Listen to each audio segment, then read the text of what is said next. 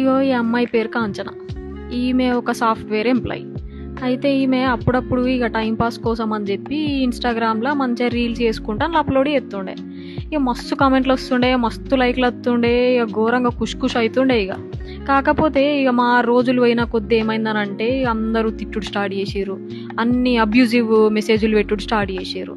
కానీ ఏం చేద్దాం, ఇక పోలీస్ స్టేషన్లకు పోదామనంటే ఇక భయం. సరే పోనీ మరి ఇంట్లో చెప్దామా అంటే ఇంట్లో మరి పేరెంట్స్ తుక్కు కొడతారని ఇంకో భయం. ఇట్లాంటి టైంలో మరి ఏం చేయాలా?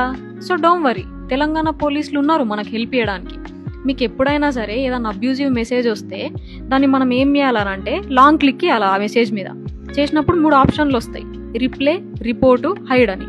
సో ఈ రిపోర్ట్ మీద క్లిక్ చేయాలి. క్లిక్ చేసినప్పుడు మీకు వేరియస్ ఆప్షన్స్ అనేవి వస్తాయి. మన ఇష్యూకి సంబంధించిన ఆప్షన్ని మనం క్లిక్ చేసి రిపోర్ట్ చేయాలి. ఆ రిపోర్ట్ చేసినప్పుడు ఏమవుతుంది, ఇన్స్టాగ్రామ్ వాళ్ళు ఆ అకౌంట్ మీద యాక్షన్ తీసుకుంటారు, ఆ అకౌంట్ని సస్పెండ్ చేస్తారు. ఇక ఇదే కాకుండా నేషనల్ సైబర్ క్రైమ్ పోర్టల్ కూడా ఉంటుంది. గూగుల్లోకి పోయి ఈ పోర్టల్ని ఓపెన్ చేస్తే ఈ అబ్యూజివ్ మెసేజ్లు కానీ లేకపోతే ఫోటోలు కానీ ఏవైతే ఉంటాయో అవిటిని స్క్రీన్ షాట్ తీయాలి. స్క్రీన్ షాట్ తీసి ఈ పోర్టల్లో అప్లోడ్ చేస్తే దాన్ని ఎవిడెన్స్ లెక్క తీసుకొని పోలీసు వాళ్ళు దాని మీద యాక్షన్ తీసుకుంటారు.